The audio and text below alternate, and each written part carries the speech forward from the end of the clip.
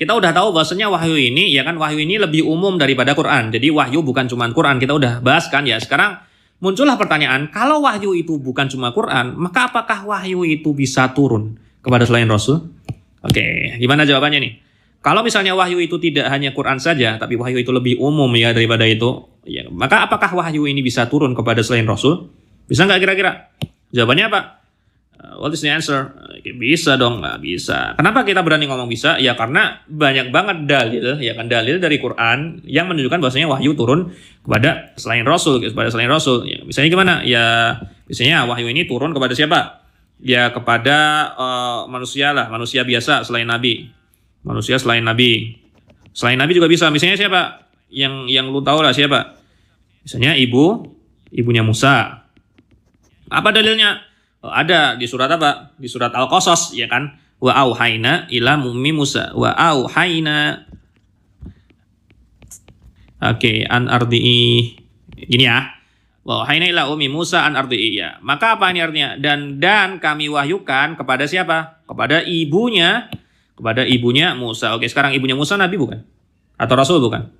Nah, ini sebenarnya masalah khilaf sih antara para ulama. Tapi yang rajih gitu kan, yang rajih bahwasanya ibunya Musa ini ya manusia bukan nabi gitu. Manusia biasa bukan nabi gitu kan ya. Kemudian Allah juga pernah mewahyukan kepada siapa? Kepada Maryam juga ya kan. Ya kisahnya masyhur gitu di suratnya. Maryam juga. Nah, ini adalah wahyu yang disampaikan ya kan selain Rasul, yaitu kepada manusia selain nabi. Kemudian apa? Kemudian wahyu ya kan, karena itu penyampaian ya kan, bisa disampaikan juga kepada siapa? Kepada malaikat gitu. Kenapa? Ya karena malaikat juga hambanya Allah dong. Karena malaikat juga hambanya Allah, maka segala penyampaian yang disampaikan Allah kepada malaikat itu adalah wahyu ya. Allah menyampaikan kepada Jibril, itu wahyu bukan? Wahyu. Allah menyampaikan kepada malaikat ini, wahyu bukan? Wahyu gitu kan. Apa dalilnya? Ya dalilnya kita temukan juga di Quran, di surat Anfal ya. Pernah di Quran kita temukan ini di surat Anfal ya, kita temukan bahwasanya ditulis id yuhi rabbuka ilal malaikah. Id yuhi rabbuka ilal malaikati. Oke. Id yuhi rabbuka ilal malaikati anni ma'akum fathabitul ladina amanu. Yang ini singkatnya aja, kita mau yang ini aja, syahidnya aja. Sini Allah menyebutkan id yuhi rabbuka ilal malaikah ya, id yuhi rabbuka ilal malaikah. Lihat sini Allah pakai kata apa? Ketika Allah menggunakan kata apa di sini? Id yuhi ya kan, Allah mewahyukan ya kan, dan ketika Tuhan mewahyukan yuhi kepada siapa? Ilal malaikah, kepada malaikat. Jadi ini bukti bahwasanya wahyu ini ternyata juga turun kepada para malaikat. Ini ketika perang Badar ya, di surat Anfal. Kemudian bisa juga turun kepada bukan manusia, bukan malaikat, apa?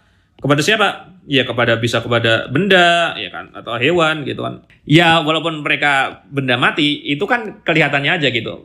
Ternyata bahwasanya bumi, langit itu juga hambanya Allah gitu. Dan mereka juga sholat, mereka juga sujud kepada Allah, tapi kita tidak mengetahui bentuk sholat mereka, sehingga seperti itu. Hewan juga ya kan. Misalnya apa? Misalnya Allah mewahyukan kepada lebah gitu. Dalilnya apa di sini dalilnya? Dalilnya ya ada juga di surat lebah gitu, An-Nahl. Di sana disebutkan wa auha rabbuka ilan nahli. Wa auha rabbuka ilan nahl ya kan. Nih. Wa harabuka ilan nahl yani takhidhi minal jibali buyuta. Ya, bahwasanya Allah ya kan, Allah mewahyukan. Lihat di sini. Lagi-lagi ya Allah menggunakan kata apa? Auha. Auha berarti dari kata apa? Wahyu kan. Wa auha rabbuka, dan ketika ya kan Rabbmu atau Tuhanmu mewahyukan kepada anit takhidhi minal jibali buyuta ya gitu. Dan ila akhir ayat, kepada sampai akhir ayat menunjukkan bahwasanya wahyu juga turun kepada siapa? Kepada benda atau hewan. Di sini lebah ya kita contohnya. Jadi jawabannya adalah wahyu ini ya. Jadi dari sini, dari semua yang udah kita bahas nih ya, konklusinya ya, the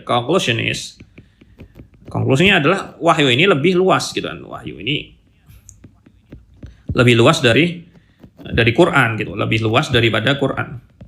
Daripada Quran.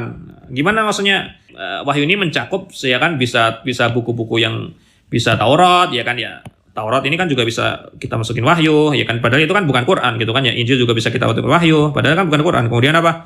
Hadis Rasulullah kan juga bisa kita sebut wahyu juga gitu kan ya. Ya, kemudian juga lebih luas lagi dari apa? Bisa turun kepada selain Muhammad, bisa turun ya kan kepada selain Rasul, kepada selain Rasul gitu.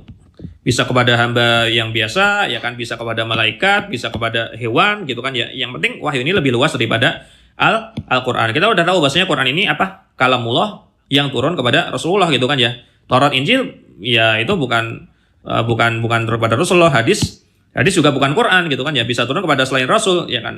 Dan Quran kita udah tahu bahasanya itu hanya turun kepada Nabi Muhammad, dan ini kita udah sebutin tadi bahwasanya ini tadi itu juga wahyu gitu. Wahyu kepada manusia selain Nabi ya kan, ibunya Musa atau kepada Maryam, atau wahyu kepada malaikat, atau wahyu kepada benda atau hewan, ini semuanya wahyu. Jadi konklusinya adalah wahyu itu lebih luas daripada Al-Qur'an. Tidak semua wahyu itu adalah Quran, tetapi Quran ini sudah pasti adalah wahyu daripada Allah Subhanahu wa taala. Karena wahyu adalah apa?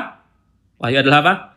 Definisinya seluruh penyampaian dari Allah kepada hambanya, ya kan, itu kita sebut sebagai wahyu. Jadi begitu ya, masalah wahyu.